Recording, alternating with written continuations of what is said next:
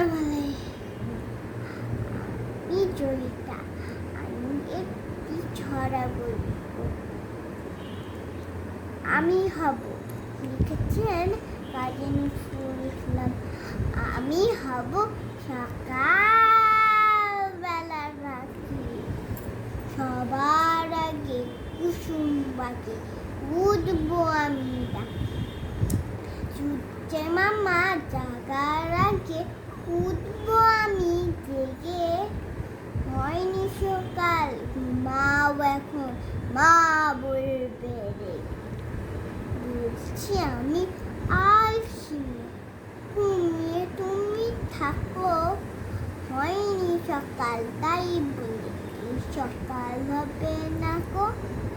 আমরা যদি না দেখি মা কেমনে সকাল হবে? তোমার জয়ী উঠলে মা গো রাখতে হবে তবে।